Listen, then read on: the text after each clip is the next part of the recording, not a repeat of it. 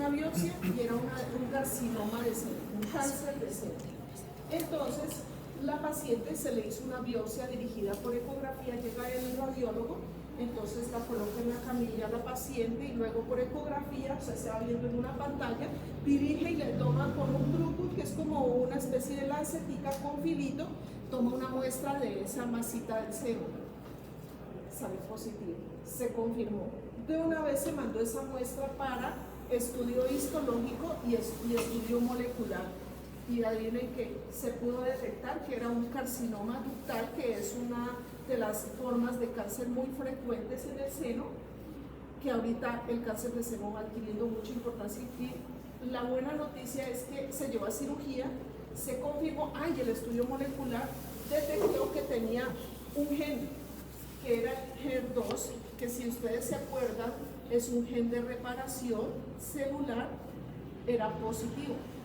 O sea que esa paciente tenía una alteración en un gen que es como unas instrucciones que aparecen en el núcleo de nuestras células. Y bueno, la presentación acá. Aquí está. Este es el PDF que ahorita se los voy a presentar.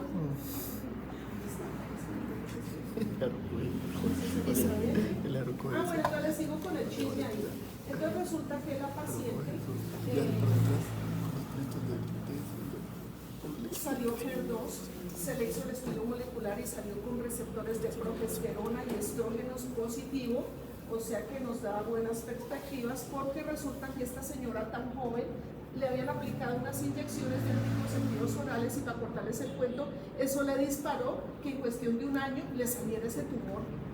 Y ya se lo pilló en el aire porque se llevó a cirugía hace 15 días, salió la resección de la masita y salió un carcinoma in situ. La agarraron, ya tiró la masa y la agarraron en el aire el cirujano. La pillaron gracias al estudio molecular que se pudo realizar a través de una biopsia. Lo que antes, bueno, es que tampoco, yo no es que sea desde hace 400 años, pero hace aproximadamente unos 15 años para acá comenzó a desarrollarse muchísimo más la técnica, de tal forma de que uno puede en una biopsia establecer el pronóstico de una enfermedad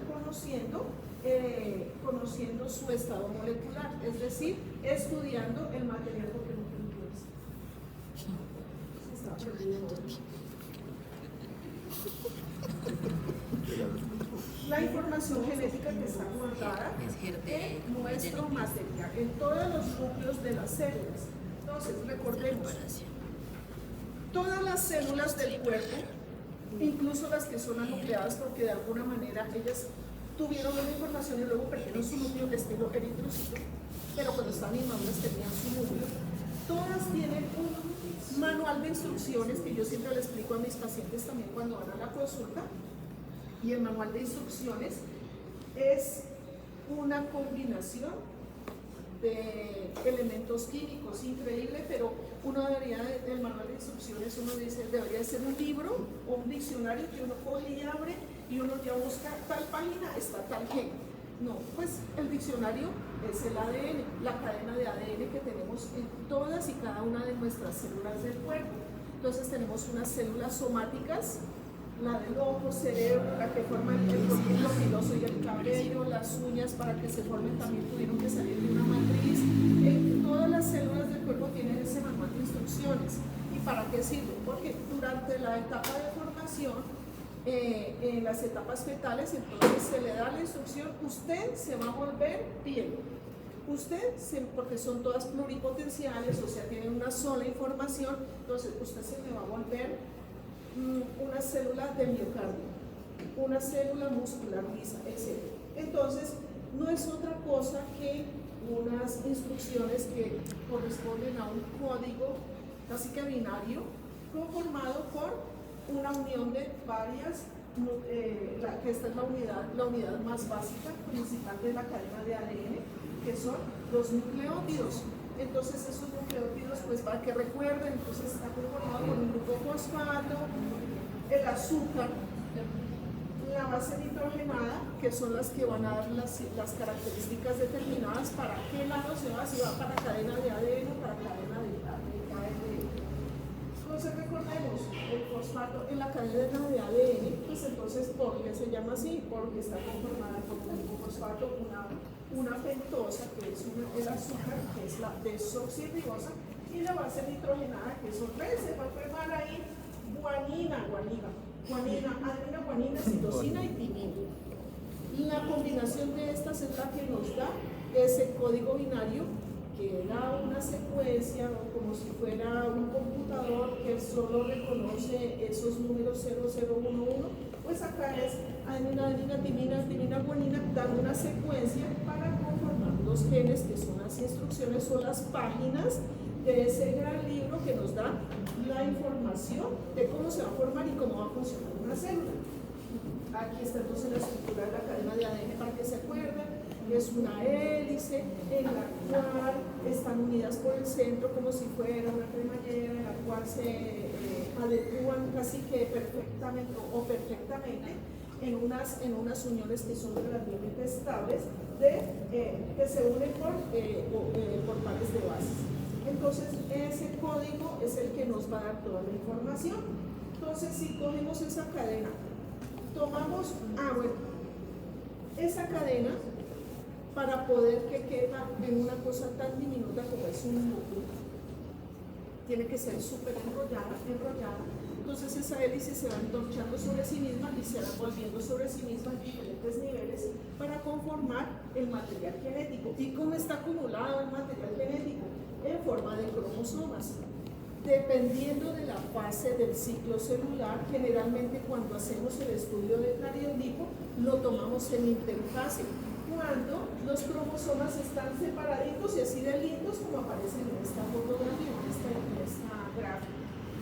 Ahí es que aprovechamos y entonces, ¿dónde se toma la muestra? Entonces llevamos al paciente, la señora, para terminarles el cuento, la señora antes de ayer, entonces estamos sospechando que es un cáncer familiar, porque le hicimos la historia clínica y resulta que tiene la mamá, por línea materna, la señora tiene una masita en seno que está en estudio.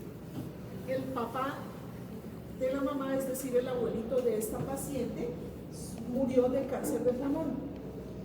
La tía, que es hermana de la mamá, tía materna, o sea, por la línea materna, no tengo, bueno, no traje dónde hacer. Ahorita les muestro en una gráfica. La señora tenía cáncer de piel y ya van 3 cánceres en una familia. Y estudiando el otro, vamos para el cuarto. Y había otra familiar, pariente lejana, con antecedentes de cáncer gástrico.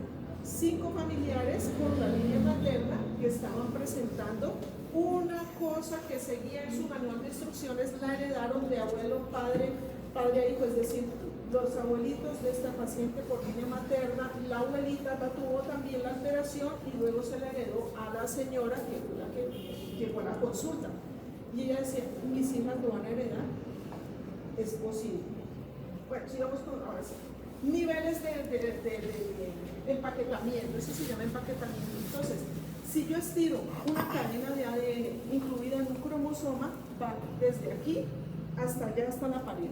Es una tira más delgada que un cabello, porque es supremamente delgada, es ultra delgada, que iría con varios metros de longitud, pero tiene que ir súper enrollada porque tiene que estar empaquetada y guardadita en el núcleo, que es el máximo nivel de seguridad. No puede estar en la membrana citoplásmica, porque si se rompe la membrana citoplásmica se desparrama el material genético. ¿Y cómo llegamos acá? No es posible. Por eso la naturaleza fue muy inteligente al tratar de ocultarla en el núcleo. Bueno, y el empaquetamiento, ¿cómo es?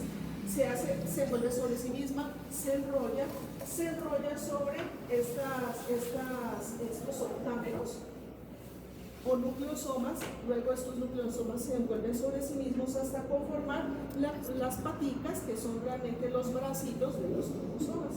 Gracias a las proteínas, hay unas proteínas que lo protegen y lo ligan, que son como unos saquitos que lo van envolviendo con unas bolsitas, que son las histonas, las cuales ayudan a apretarlo y a tenerlo así amarradito, empaquetado, pero se relajan cuando llega el momento de la interfase para conformar los cromosomas. Entonces ahí están los niveles de empaquetamiento. Y para que se acuerden, pero es que eso es como se ve en el núcleo. Entonces ahí hay una fotografía electrónica de un núcleo en el cual vemos que está muy así como muy esparcida, pero dentro del núcleo una cantidad de punticos, se ven realmente como punticos, pero son los niveles de empaquetamiento de esa cadena de ADN, y ahí está el núcleo. Listo.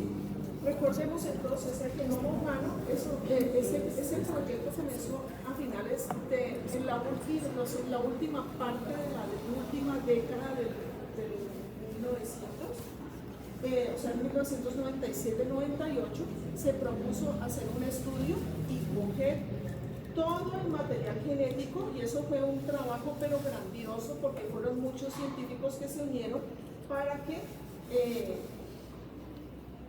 miremos como aquí en este microscopio de barrido comenzar a desempaquetar o desenvolver esa cadena de ADN, y usted va a coger esta porción de esta tira larga que va hasta allá. Entonces usted coge y son cosas microscópicas, no son ni siquiera milímetros, sino microscópicas, las longitudes de todos los genes.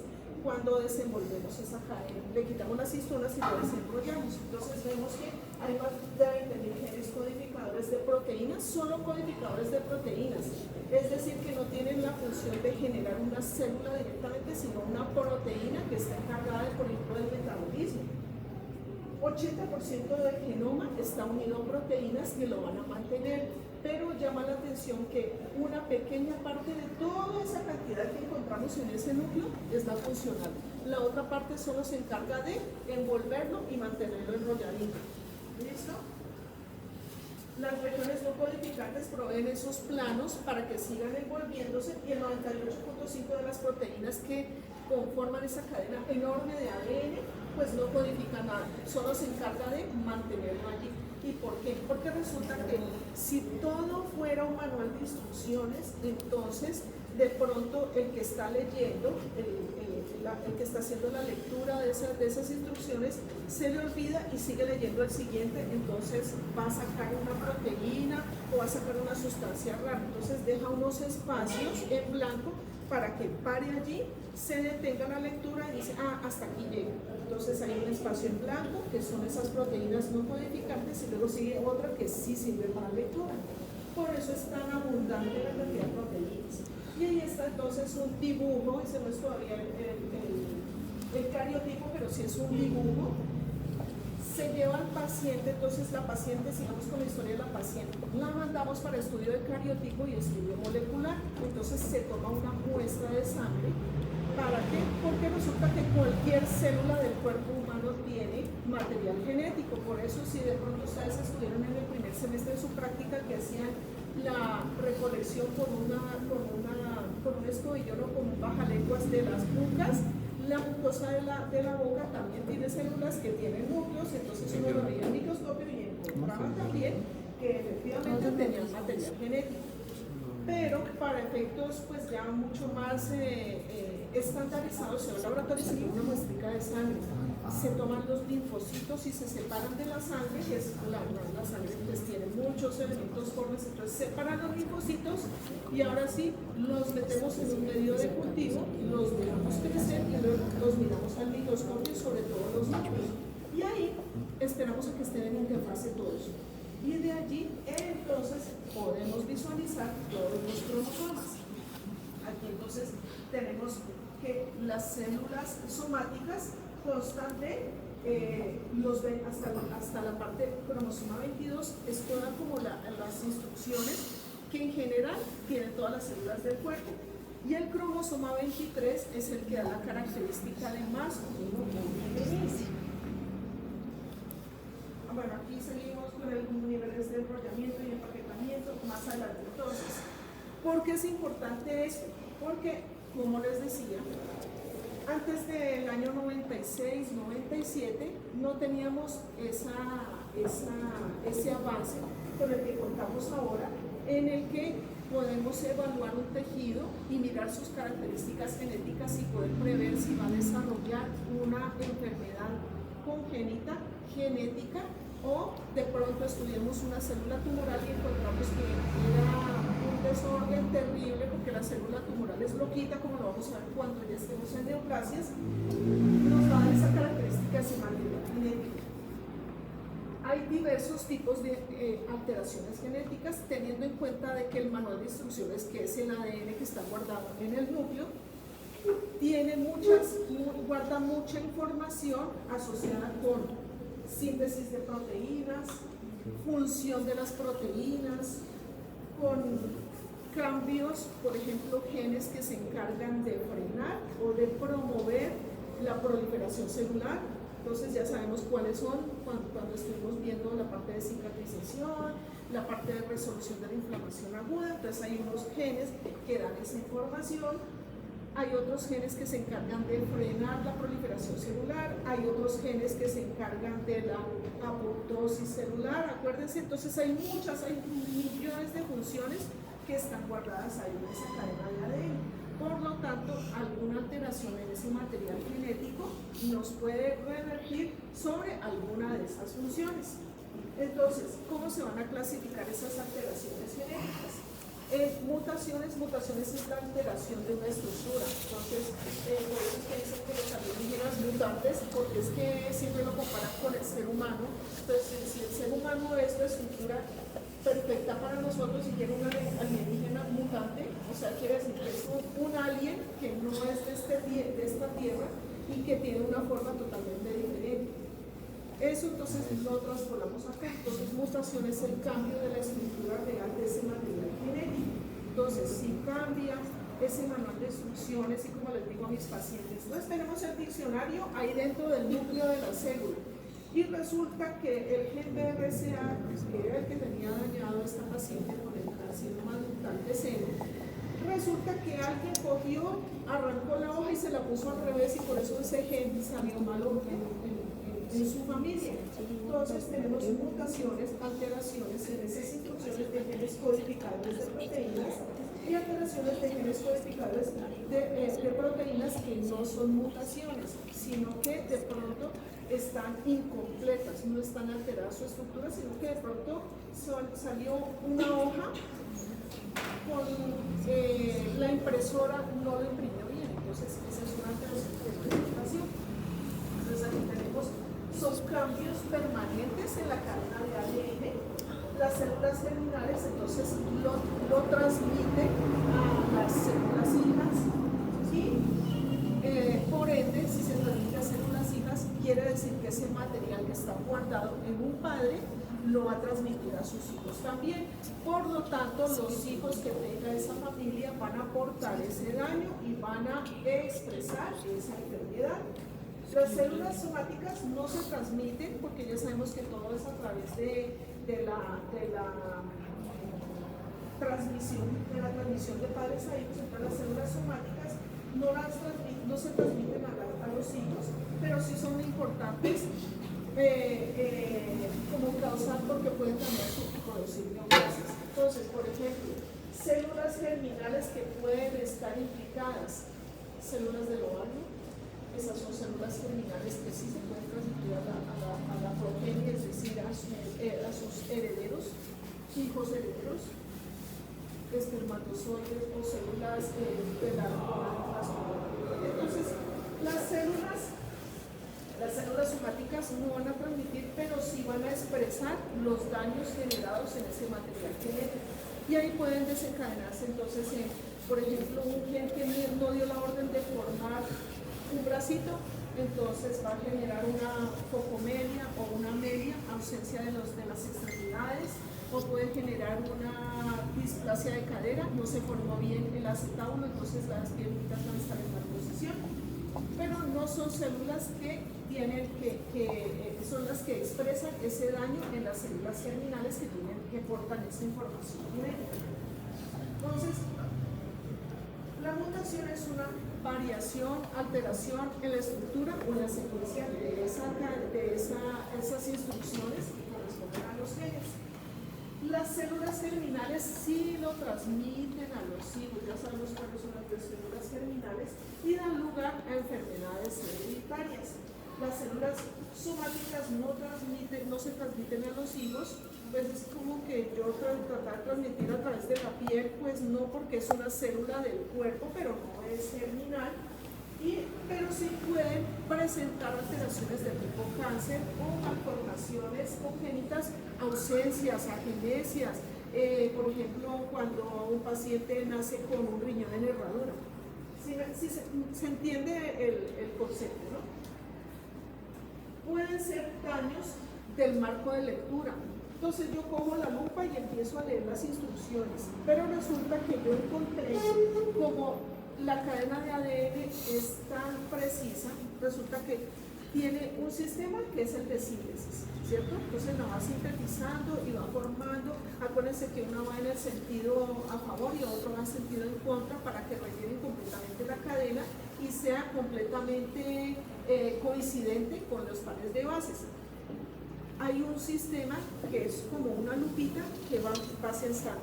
Mira, aquí quedó descosida. Háganme el favor y viene y vuelve a sintetizar acá. Entonces cosen ese rotico y ya queda la cadena bien formadita.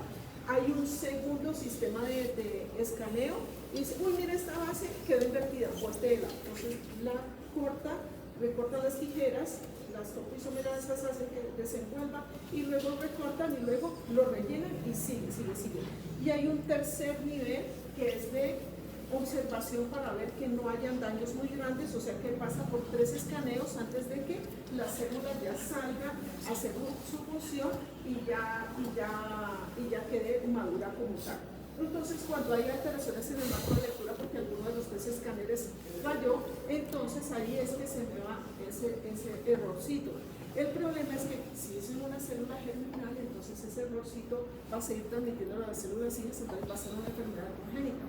Pero en la célula somática puede ser que pues, si la esté dañadito allí, puede reproducir una célula dañadita, entonces va a ser como localizado en esa parte. Pero entonces altera el marco de lectura de la cadena de ADN. ¿Qué tal que se salte un escalón? Entonces queda como mocha una cadena de ADN y una más cortica, entonces es una cadena que no es viable. Y la célula, por lo tanto, está condenada a morir. Repeticiones de trinucleótidos. ¿Se acuerdan que yo les decía que había como secciones como espacios en blanco, como para separar, como separadores de página, que era para poder decir, hasta aquí llegó esta instrucción. Llega un espacio en blanco, sale otro. En medio de esos espacios en blanco hay unas repeticiones de nucleótidos. ¿Se acuerdan del nucleótido que era la unidad funcional que conforma la cadena de ADN? Esas vienen en tríos. Esos tríos son nucleótidos que están acomodaditos en la cadena de ADN en esa parte en donde no tiene funcionalidad, sino que es como en la parte que es el blanquito, que no tiene lectura, que no tiene ningún significado. Pero resulta que ellas, cuando uno comienza a mirarlo en un microscopio grandote o por ejemplo, en una PCR, que es como desenvolver la cadena y mirar cómo está la secuencia, uno comienza a ver esos tríos. Aquí hay un trío, otro trío, espacio blanco, trío. Esa es la lectura. Esos dan una cierta importancia, sobre todo a las personas, para poder identificarlas. No tienen ninguna instrucción porque no significan nada desde el punto de vista de que vayan a tener alguna función como cadena de ADN, pero para identificación sí nos ayudan mucho. Por eso es que las pruebas de paternidad, uno le manda la prueba de ADN, se recoge una muestrita de sangre a papá, mamá e hijo. Y entonces vamos a encontrar que hay coincidencias y encontramos esos tríos, esas cadenas, repeticiones de trinucleótidos que me van a dar. Uy, mire, tiene, por decir algo, 200 trinucleótidos en esta muestrita del hijo. El papá tiene 80. ¿Será que sí es papá o no es papá de ese muchacho? Y en cambio la mamá tiene 200, si el hijo tiene 300, la mamá tiene 300. 100%, pues ya sabemos que es 99.99% mamá de ese bebé. Y el papá tiene 80.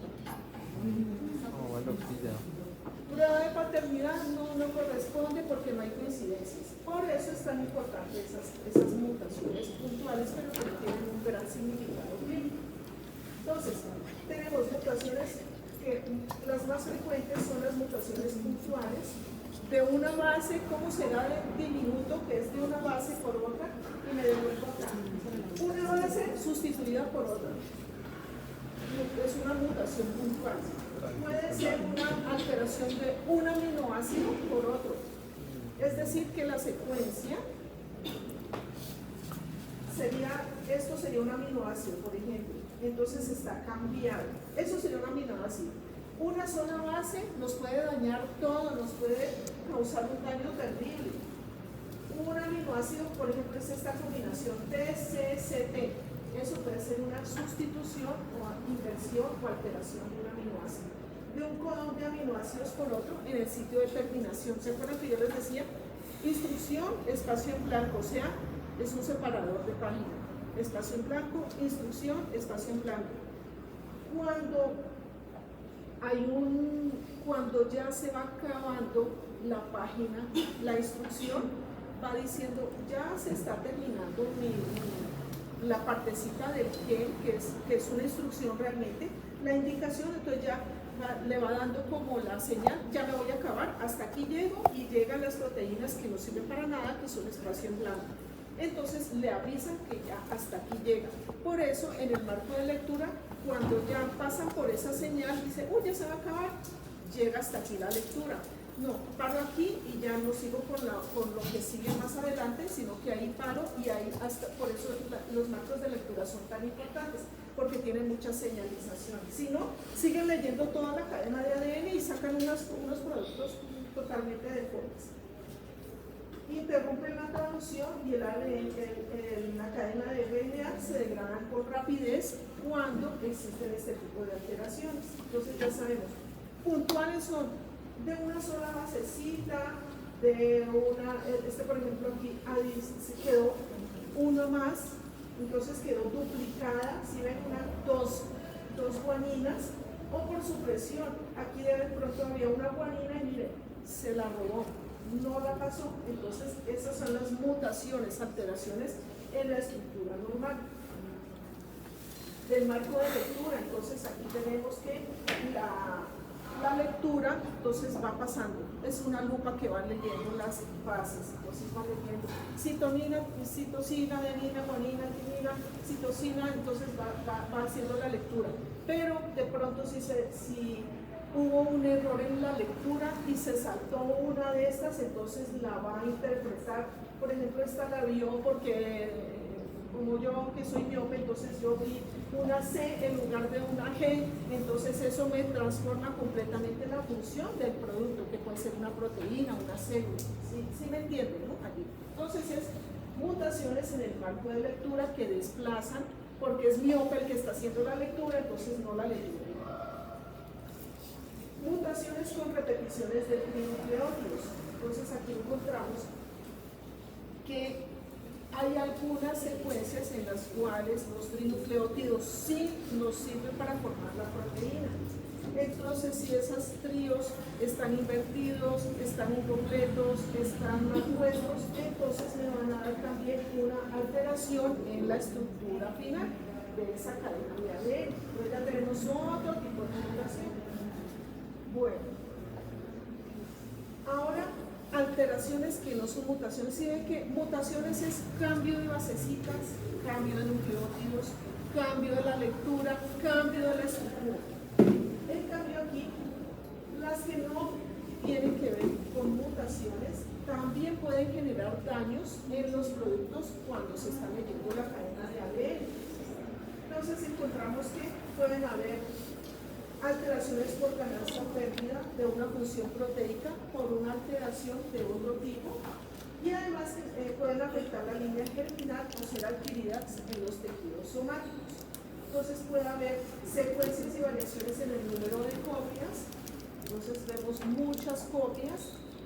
Cambios epigenéticos están asociados también, o sea, no necesariamente los cambios en la estructura del ADN, sino que aquí entonces pueden ser que estén afectados aquellos mecanismos para frenar, para guardar la cadena de ADN, para, por ejemplo, para empaquetar. Entonces todos esos cambios que sirven para mantener guardadita la información pueden estar alterados.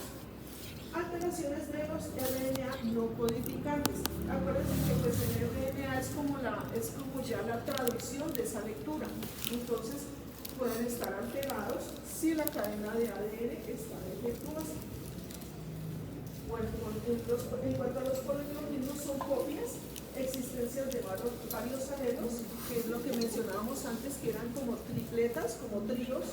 Entonces, estos sirven para efectos de reconocimiento. Entonces, aquí encontramos los SNCs, que son los que siempre se utilizan para poder hacer la identificación de personas. Ojo, ahora que está sonando mucho las noticias, entonces que se encuentran cuerpos, familias que están buscando a familiares desaparecidos, ahora hay otro programa que es un cuerpo está buscando su familiar, entonces se encuentra un cuerpo en una fosa común. Pues por muchas circunstancias se encuentra un cuerpo en una fosa común y no tienen la delicadeza de colocarlo en una bolsa, porque es un cuerpo y no se trató de manera con respeto a ese cadáver. Encuentra unos huesitos allí, se le toma la muestrica, generalmente se toma muestra de los huesitos, de la médula ósea, o de, si tiene folículos pilosos del cabellito, entonces se le toma el folículo piloso, se lleva al laboratorio de genética y se extrae la muestra de ADN, si es posible reconocerla. A veces son tan podridos y tan pesados esos tejidos que no se puede reconocer, pero bueno, digamos que sí. Si no tenemos algo con qué comparar, no se puede reconocer. Siempre tiene que haber un patrón. Por eso, ahora las personas, familias, incluso en otros países más avanzados, se toma una muestra de sangre para guardar en un banco en donde se tiene el material genético, porque uno de pronto puede necesitar un trasplante y se requiere ver si es compatible. Si Dios no lo quiere, una persona sufre un accidente en un avión y el cuerpo cayó en el mar, hay que recolectarlo y entonces se recolecta la cadena de ese material de ADN y gracias a estos SNPs, que son las cadenas, los nucleótidos, que vienen en 3, de 3 en 3, ayudan a comparar con los familiares. De pronto hay un familiar que está buscando, entonces vamos a tomarle la muestra a usted y comparamos con este cuerpo. Y si hay coincidencias, 100%, 99.99, nunca sale 100%, 99.99 de coincidencia, sabemos que es familiar de esa persona y por eso se hace, en el caso de estos programas de recuperación del cuerpo, se le hace oficialmente la entrega del cuerpo. A veces no se encuentran, sino que se encuentran solo las prendas, pero se le hace un cierre a esos familiares que tienen su familiar desaparecido. Otras variaciones en el número de copias, que son los CNV, que hace que las cadenas de ADN pueden ser más largas o más cortitas. Otra cosa, resulta que ahora también se le está sonando mucho la parte de que se está trabajando en la eterna juventud y se está trabajando muchísimo sobre todo con los telómeros. Acuérdense que los telómeros son esas cadenas de ADN que están ubicadas en los bracitos, en los cromosomas, y esos se van acortando, pero no es que se acorte en la misma célula, porque igual pues si se va envejeciendo se acorta, sino que le transmite la información a su célula hija, por ejemplo en la piel, entonces el telómero de la célula hija de esa piel va a ser un poquito más cortito. Por eso es que todos sufrimos ese proceso de envejecimiento, porque de una célula de un niño que tiene un telómero muy largo a una persona ya de edad adulta, el telómero va a ser más cortito. Cambios epigenéticos son aquellos elementos, mecanismos que se encargan de controlar o guardar adecuadamente la información empaquetada en ese ADN. Entonces tenemos los grupos alquilo, los grupos metilo, esas histonas, esas proteínas que se encargan de guardar esa cadena de ADN para mantenerlo bien guardadito y que no se desenrolle en el momento que no es, solo se va a desarrollar en interfase. ¿Listo? Alteraciones de RNA no codificantes. Los RNA pues, son ya las lecturas o los mensajes, porque el ADN no puede salir del núcleo, entonces le manda el mensajito al ribosoma o le manda el mensajito a las otras organelas celulares, y entonces esos RNA tienen que llevar la piel copia, o sea, tiene que llevar casi que el papel, la instrucción calcada de lo que tenía guardado en el núcleo. Bueno, trastornos genéticos. Entonces aquí sí encontramos que lo principal es que eso ya lo vieron cuando vieron las básicas, las leyes de Mendel, en donde todos los organismos van a, de acuerdo con ciertas características, van a heredarlo a sus hijos. Entonces, de acuerdo con las enfermedades, entonces, de acuerdo con ciertas características, las van a manifestar los hijos o no. Enfermedades de herencia multigénica, no solo la parte genética está afectada. Si, por ejemplo, hay un trastorno que es la susceptibilidad del alcoholismo en ciertos pacientes, ejemplo, José José, el papá era alcohólico, el tío era alcohólico, pero ellos nacieron normales. Pero resulta que es como que heredaron una cierta susceptibilidad y cierta predisposición a beber alcohol. O sea, lo encontraban como una manera de hacerlo un hábito. Y el hígado comenzaba a hacer una tolerancia y a hacer un metabolismo de manera como mucho más acelerada, de tal manera que estas personas bebían y comenzaban a beber grandes cantidades y el hígado comenzaba a tolerar estas cantidades. Solo lo heredan ciertas personas. Si el paciente, si este cantante no se hubiera expuesto a un medio, como por ejemplo el medio artístico, en donde le ofrecían alcohol, drogas y todo eso, si no se hubiera expuesto a esta cantidad de factores, él no se hubiera vuelto alcohólico. Si él hubiera estado en un entorno sano, no hubiera bebido y no hubiera presentado muchas de las consecuencias que luego lo llevaron a que falleciera. Aquí entonces hay trastorno genético y factores externos que indujeron la enfermedad. Aberraciones cromosómicas, que son anomalías numéricas o estructurales de los cromosomas. Entonces vamos con los trastornos mendelianos. Aquí está entonces el ejemplo.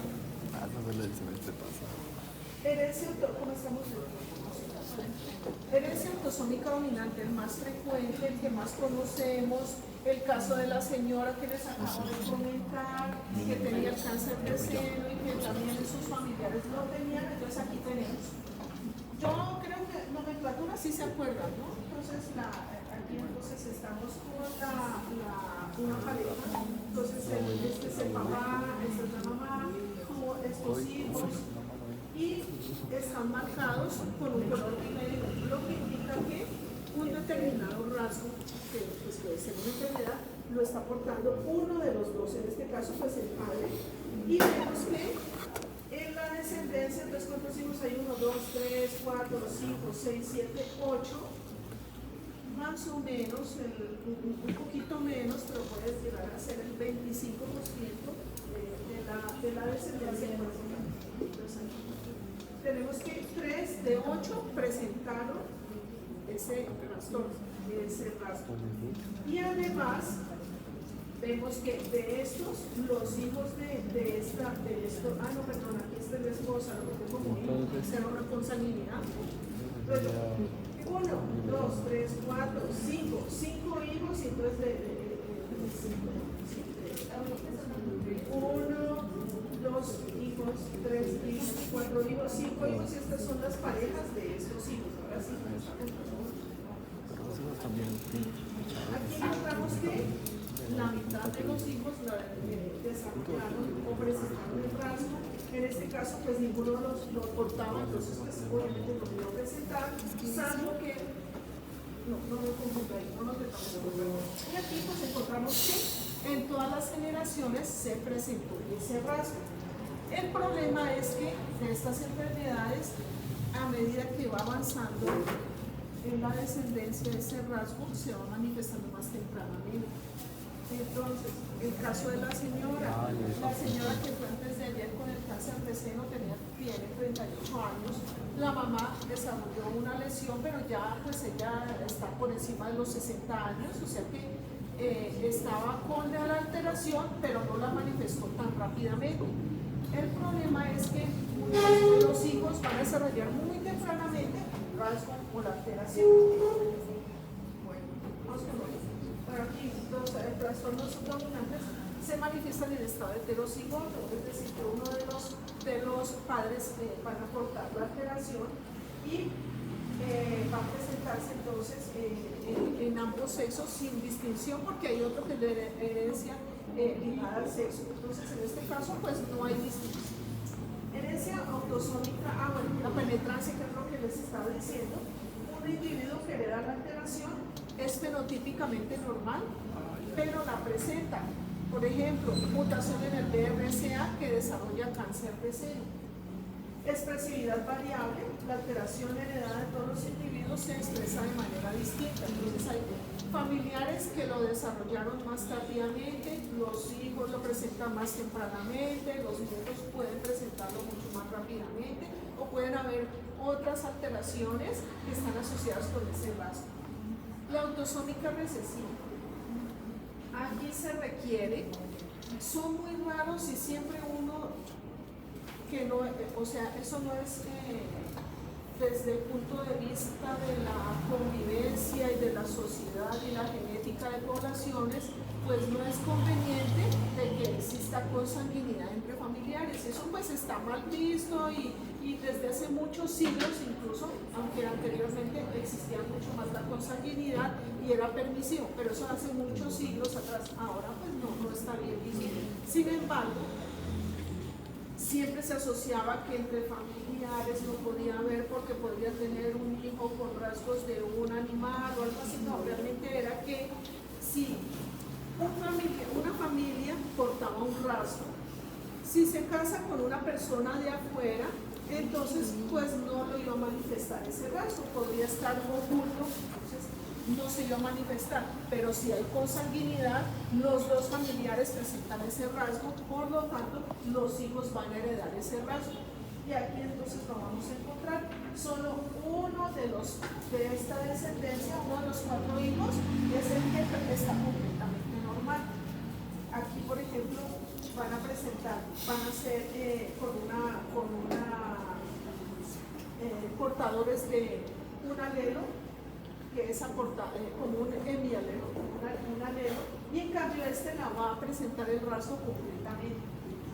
Si, como son extremadamente raras estas enfermedades, generalmente no son compatibles con la vida los que presentan este rasgo completo, es decir, el alelo, la mitad mala heredada del papá y la mitad mala heredada de la mamá. Por eso era que se demonizaba tanto, pero realmente es por esta consecuencia que se puede presentar cuando hay consanguinidad.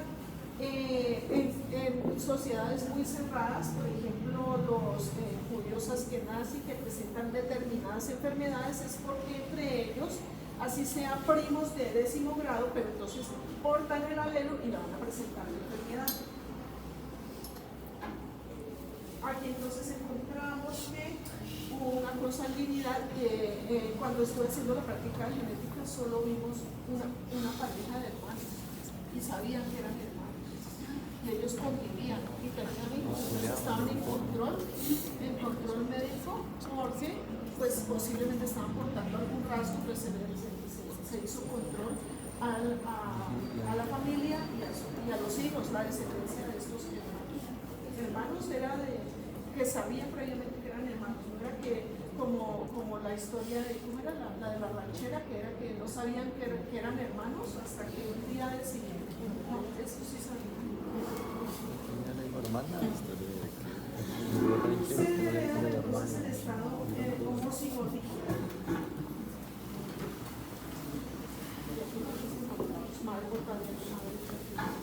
Pueden estar afectados o no afectados físicamente, pero no van a heredar.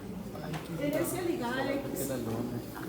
Si uno busca en Google, también uno dice herencia ligada a Y, pero hasta ahora no está descrito nada de herencia ligada a Y, sino herencia ligada al cromosoma X, es decir, que el padre está normal, la mamá porta el rasgo, pero puede heredar a sus hijos completamente, pueden estar presentándolo, manifestándolo clínicamente o portar el rasgo y seguir heredándolo a sus hijos. No importa si se casa con una persona que es normal. Ejemplo, la hemofilia. Las hijas portan la alteración, pero los hijos la padecen y sigue su descendencia. Pues si el señor es hemofílico y se casa con una señora, entonces de pronto el señor está en para porque como es herencia ligada a X, entonces si el señor es hemofílico y se casa con señora normal, ahí para. estar afectados los varones, pero si la mamá está afectada, va a heredarlo a todos los hijos, así sea manifestándolo clínicamente o portándolo. Una historia que nos pasó en la consulta de la Misericordia en Bogotá. Llega una señora con 2 niñas. La señora completamente normal, lo único que era un poquito como bajita y era un poquito como gordita. 2 niñas normales, niña de 12 años, niña de 15 años. Pero la niña de 15 años dijo, yo vine a esta consulta porque resulta que no menstruó. La niña no tenía caracteres sexuales secundarios y no había presentado la menarquia. Se sentía aislada, bueno, presentó una cantidad de cosas, trastornos psicológicos, porque ya veía que sus compañeritas de colegio tenían características y ya no. Se solicitó un estudio genético y se encontró que la mamá tenía un cariotipo anormal. Y cuando fueron a hacerle el estudio genético a las 2 niñas, la señora tenía ella tenía como unas facciones de no hipodesarrollo, pero sin embargo era fértil y tuvo las 2 niñas. Cuando se les hizo el estudio genético y además luego de ver esto, no tenían 45XX.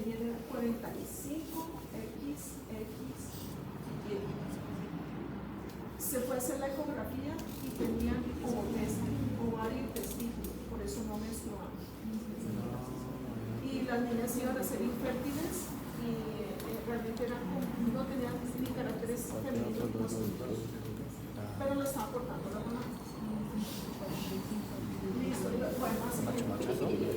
Y vamos entonces, herencia X dominante en varones prenatalmente. Entonces, esta es otra de las maneras, dominante, pero que está específicamente relacionada con la alteración y el rasgo alterado de la mamá.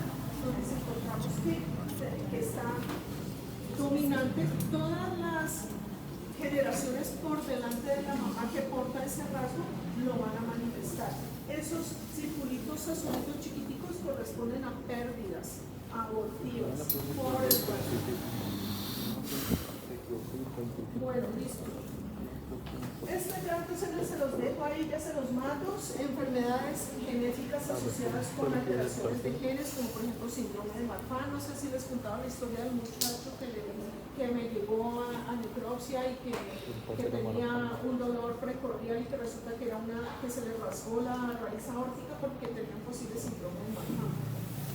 Síndrome de Desgangos, una alteración que está relacionada con estructuras del colágeno. Generalmente estas son de fibrina y el colágeno.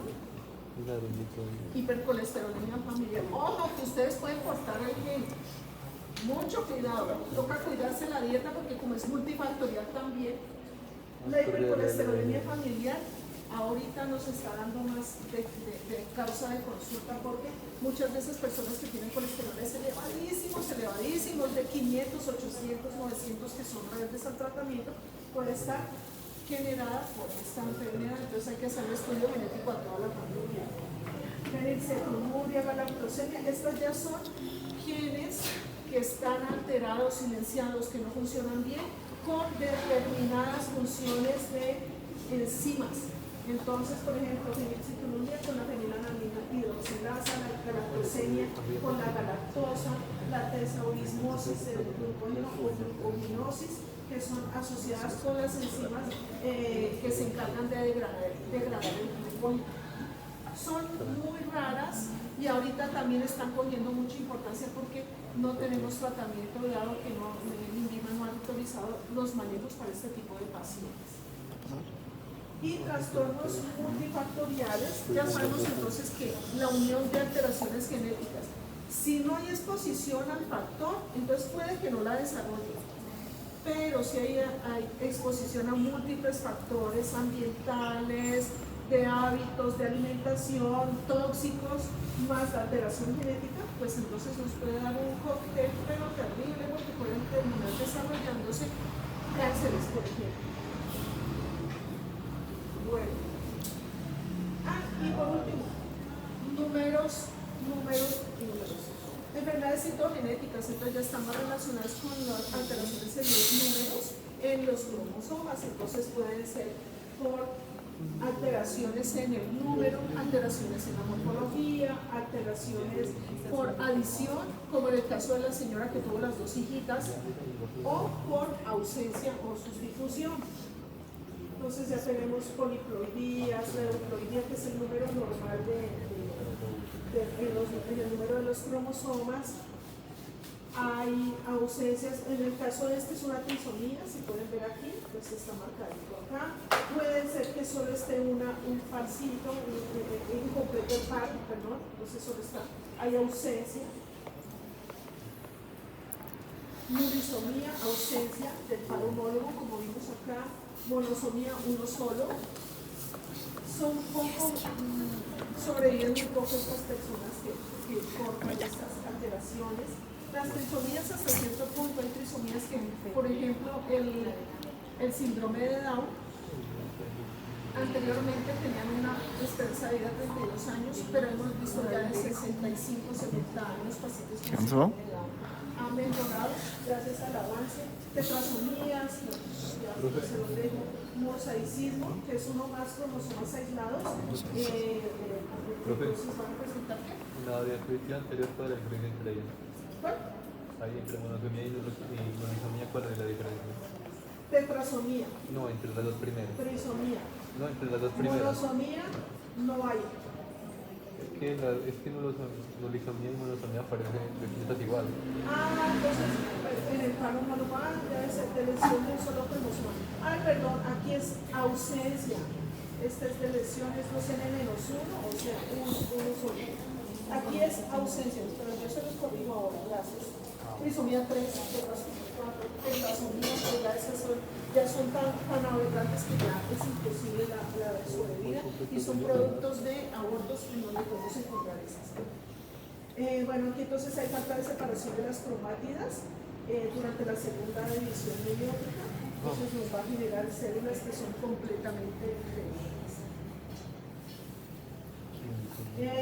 Anomalías estructurales, cuando hay pérdida, hay adición, hay ruptura y se cambia una por otra, eso ya se los mandaré. Cromosoma en anillo, bueno, esas se las mandaré para que ustedes ya las vean.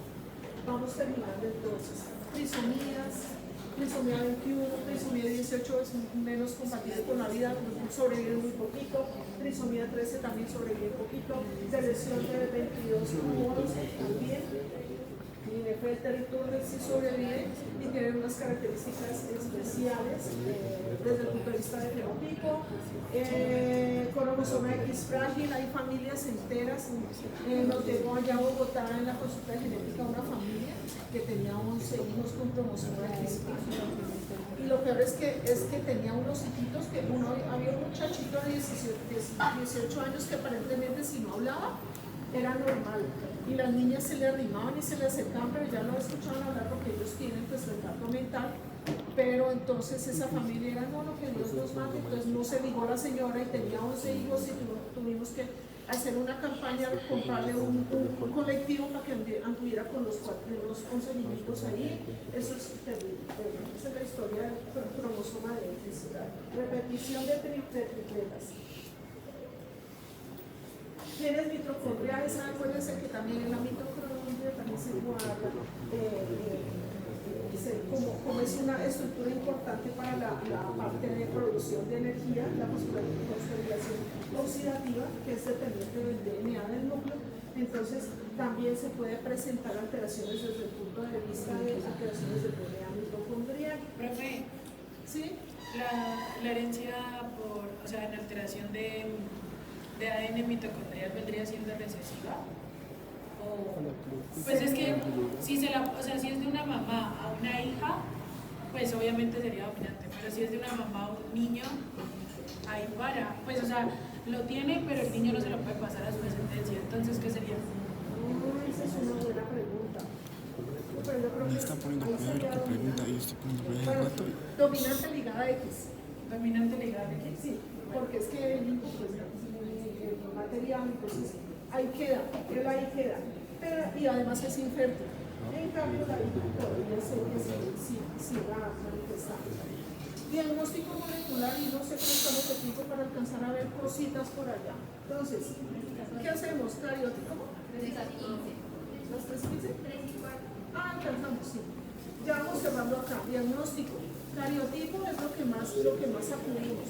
Entonces el cariotipo, que ya dijimos que era la toma de la muestra, se cultiva los linfocitos, se extrae el ADN y contamos el número de cromosomas en interfaz. La hibridación, el FISH, entonces utiliza unos colorantes para que podamos, además de contar los cromosomas, mirar si están completitos. Entonces se ve como muy simpático. Es porque nos ayuda a ver a todos los componentes de estos cromosomas, o sea que los podemos contar y además mirar sus características, que no van a tener también cambios o alteraciones de lesiones por isocromosomas. Bueno, esta también está basada en FISH, hibridación genómica basada en FISH. Son pruebas que son banderos o utilizan colorantes para marcar las banditas de todas las cromátides de los cromosomas. La PCR es un método que se utiliza mucho en el laboratorio para poder amplificar las cadenas de ADN. Pues si tenemos una cadena cortitica, entonces la metemos a cultivar en un medio para que crezca. Entonces, ¿qué le ponemos? Entonces, ese medio tiene unas cadenitas chiquititas que son los primers. Los primers son cadenitas de ADN que me lo venden. Uno dice, yo quiero un primer de tantos nucleótidos.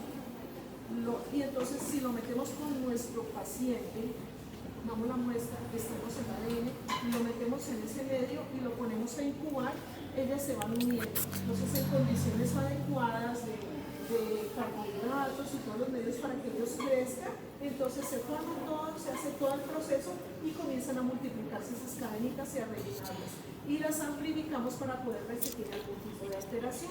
Y eso lo utilizamos para múltiples ayudas. Entonces, por ejemplo, para mirar si hay silenciamiento de algún gen, entonces amplificamos ese gen y lo metemos, lo emparejamos con ese. Y si no funciona, ya sabemos que el gen no está funcionando. Y así entonces encontramos muchas de las alteraciones. Y eso, pues lo cultivamos, lo miramos en un gen que es como eléctrico, y entonces lo miramos en luz ultravioleta y vamos viendo cómo va creciendo en esa gelatina, como tiene toda la comidita, entonces va corriendo y va creciendo y se va multiplicando la cadena de ADN. Esos corrimientos en gelatina, una gelatina transparente. Análisis del ligamento ya son mucho más específicos. Los análisis moleculares ya los están haciendo aquí en Colombia. Anteriormente se demoraban 6 meses. Cuando yo estaba haciendo la maestría, se demoraban 2 años. Me tocaba mandarlo a Suiza, Estados Unidos, Alemania. Ahorita ya tenemos esa tecnología y se mandan a nitrogen, por ejemplo, en Cali, en Bogotá, en Medellín, y en mes y medio ya tenemos estudio molecular increíble. Para mí eso es una maravilla, de pronto ustedes ya es normal, pero para mí, después de que no se duraba 2 años en un paciente, pero acá ya en 2 meses ya tenemos este avance. Análisis de ligamiento, entonces es para poder, se hace también se utilizan locus, material genético, para poder ver si se encuentra algún tipo de alteración, aunque este sí creo que no sé si lo tenemos aquí disponible en el país. ¿Cómo? ¿Para qué sirve de ligamento? No me entendí la verdad, ¿para qué sirve? El ligamento es como una recombinación meiótica utilizando ADN materno y paterno y del paciente.